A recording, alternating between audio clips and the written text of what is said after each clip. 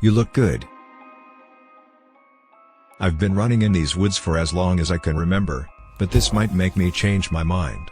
The story began at around 6:30 p.m. I had finished eating and decided to go on a run, as usual. I always use the same path, cross the street, run for about a kilometer, and pass the gate that goes into the woodsy. Something important to note is that the trail I use in the forests is separated about halfway through. One path is paved, and the other isn't.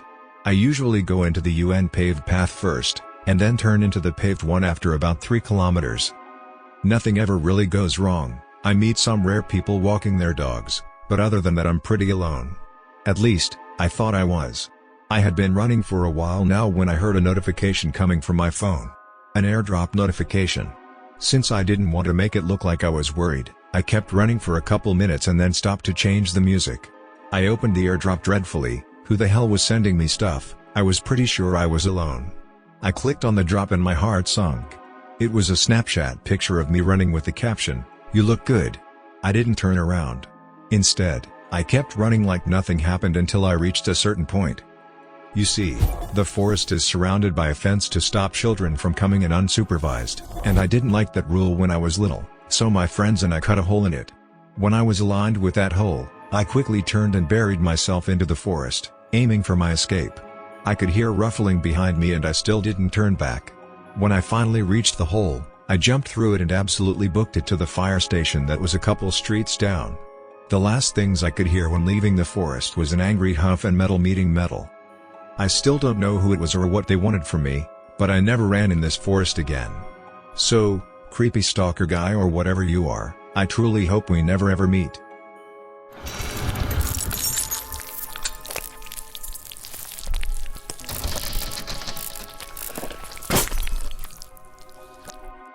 Creepy man in abandoned school.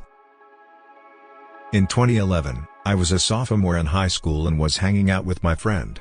We live in the Rust Belt, and the population of our area has declined a lot in the last 40 to 50 years, so schools were merged as a result of declining enrollment, which means there are a lot of abandoned schools. I lived in a small town on the PA-Ohio border, and the abandoned school was a hotspot for teenagers who wanted to smoke weed and break windows, and just overall cause havoc. My friend and I were in a breezeway-type area. You could just step right in over a 1.5-foot wall, because all the glass had been broken out. All of a sudden, a guy comes around the corner and grabs my friend, telling her to come with him. We think it's a guy who intends to call the cops, so we book it the fuck out of there, and walk to my cousin's house down the street. It is the day before my aunt's birthday. Also, it was a supermoon that day, March 19, 2011. So all of my family is at my cousin's house, and we hang out with them for a bit. They all end up going out to eat, but my cousin and I stay back at the house. It's now dark outside. We are sitting on my cousin's stoop, and smoking cigarettes, when all of a sudden, we see a man walking down my cousin's driveway, from the direction of her garage, not the direction of the street, and he has his coat pulled over his mouth, and his hat pulled down to his eyes.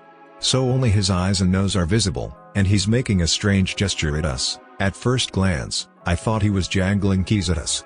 So, my dumbass thinks it's our uncle trying to give us the house keys, and I walk up to him, and my cousin says, "Jake, get the fuck away from him." And now, I'm a little bit closer and can see what he's doing, jacking off.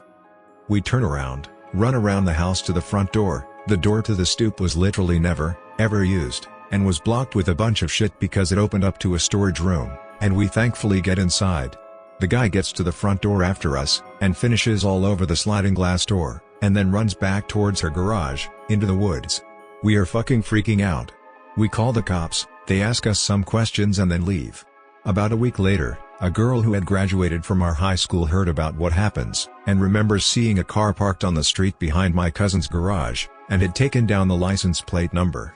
She reports the number to the police, and it's registered to an Ohio man, and we are in PA, but literally only about a quarter mile from the PA-Ohio border, so not much is done. And then a few weeks later, this same car chases a woman home from Walmart in Youngstown, Ohio, and attempts to follow her inside and rape her. He is arrested. Turns out he had a habit of trying to sexually assault people in Walmart parking lots in both Newcastle, Pennsylvania and Youngstown, Ohio. He faced charges in both states, and my cousin, friend, and I were all subpoenaed to testify against him. When we go to court, We see his mugshot, and the guy who had masturbated and chased us was the ducking guy who grabbed my friend in the abandoned school. He wasn't gonna call the cops, he was gonna try to rape. Ponbeep Gunel raped her. He got a few years in prison, but I believe he got out in 2015 or 2016. So yeah.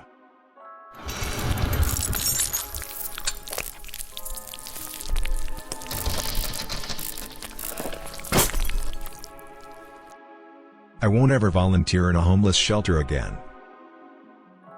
Volunteered at a veterans homeless shelter quarterly. It was with a group of people from our church. We had gone several times. I had a small baby that I was wearing on my body with a wrap while serving the food, and I would occasionally mingle and talk with the veterans while they ate. One evening, I was speaking to two men at a table, and one asked me where I lived. I didn't take it to mean anything other than the general town I was from, which I told him. It was nowhere near where this shelter was.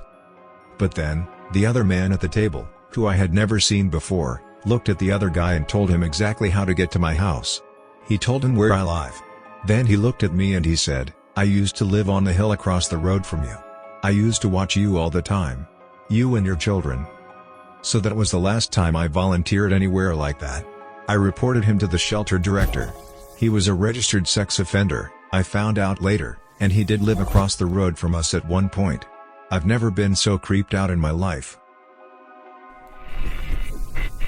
Please like our video and subscribe to our channel, so you won't miss out any of our future videos. Thank you for your support. This is RedditJoe channel, your everyday Reddit.